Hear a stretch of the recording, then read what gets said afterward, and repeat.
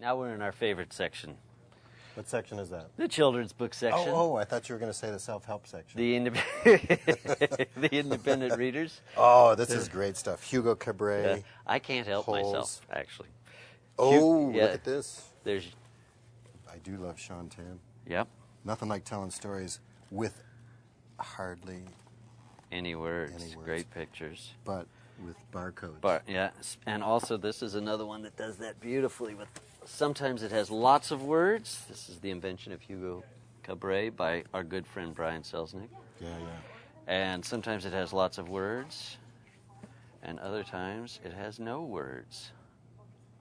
Groundbreaking. Yeah, this is incredible. Look at this. This is really a good book. Here's my new current. There's favorite. your book. Wait, that's it's mine. Yes. I didn't even know that. I just Oops. picked it up. I just picked this out because I love the cover. It is a great. It is a great cover. Who's that driving and the tank? I just read this book, Knucklehead, the story of JON SCIESKA. Yes. I just read it last week. I don't know if you realized, I was cracking up by myself. But you may have flipped by some of my early illustrations. I actually have an illustration in here. That looks very much like my work. Kindergarten. Yeah. Self-portrait. Yeah. But I kind of like that I got to actually use all the pictures from the scrapbooks. They're hilarious. And I got to pick them. What else do I like? Where's Dr. Seuss? He's probably the biggest influence on my books. Yeah. Because things get out of control. I like things that get out of control. The I Cat could in the not Hat have described it better myself. The Cat in the Hat was the first story I read that was like that. And then this is a great one. This is If I Ran the Zoo, which has some of his worst rhymes. But basically what he does in this whole thing is just kind of riff on animals. He just makes up one weird animal after another. Nice. And then there's this great, see, and look at this. You always have to follow these antlers around, and it turns out they hook onto. They're shared. See, you guys doing pictures know that stuff. And there's one in the back where he shows the whole. There, this one. Oh. The whole zoo, and you can just look at it forever. And there's all kinds of little tiny guys sticking out of windows and stuff like that. Oh, here's the one that changed my life. And it's not a Dr. Seuss book. But people confuse that. P.D. Eastman. Because this is exactly what the SCIESKA family was like. 6 boys all together, 5 brothers. All driving, different colored cars, exactly. Going in, going out. We were up, we were down. Active. And then, ultimately, we ended up... Because honestly, this was like my house. Like, we're all like asleep. Everybody's up. And then it ends with a classic party in a tree. Yeah, and there's another one of those big pictures that you can look at for a half an hour. You can see everybody. Oh, near and dear to me. Yeah, that's a good one. Okay. And Green Eggs and Ham was, he wrote this on a dare from his editor. I did read that. Yeah, you can't argue with that, though. Who dared him to write a story that was, 45 words, I think? Yeah. Yep. That used only 45 words or less, and this is what he came up with. Green Eggs and Ham. So it shows you what you can do. I'm going to do one with 25 words. I'm going to do one with 20. I'm going to do one with 18. Then what are you going to do? Write that book, JON SCIESKA. Yes, I will. Aha! Huh? George and Martha.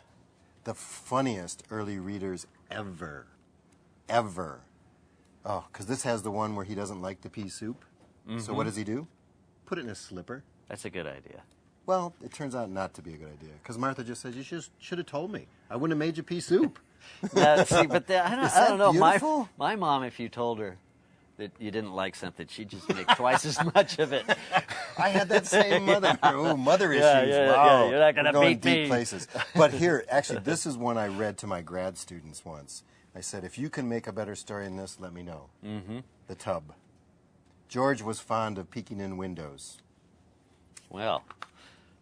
One day, George peeked in on Martha. There's the punchline. He never did that again. No, I guess we are friends, said Martha, but there's such a thing as privacy. Absolutely. That's genius. The end. That is genius. I live to write a story like that. What else have we got? Quiet Crickets, Chatterbox, Delicious. Oh, look at this. Oh. Here's one of my personal favorites. Huh. Who wrote this one? Yeah. Speaking of 45 words. Nice. Yeah. Starts with 2 words that I heard all the time. I understand that's kind of autobiographical. Well, it's based on a book I wrote when I was, about 5, I think? And the only words in the original version were no and David, because those were the only words I knew how to spell. Those are the only words anyone ever said to Yeah, you. yeah, that's all I heard. Stan.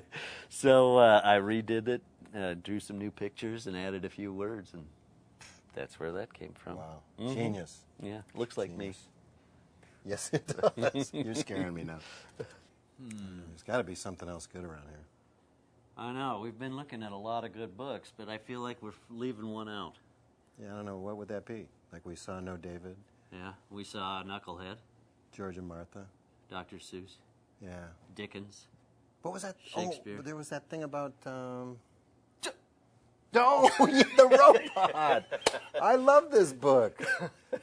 Oh, because it's our book. Our new book. I like it infinitely. Yes, you do. Did you set these all up like this? You No. trickster. Robots. This is our new book. Wow. He's kind of like Don Quixote as a robot, huh? Yes, he is. Nice. With some of Dr. Seuss influence. Wow, look at these gorgeous paintings. Ever seen a robot beat up a television? There it is. Now you have. That's for the parents out there. Kill the TV. Kill the TV. Well, thanks. You heard it here right from Mr. Shannon's mouth right. and the National Ambassador of Young People's Literature. Oh, nobody can remember. Take 2. Take 2. From the National Ambassador of? Children's literature. Okay, close enough.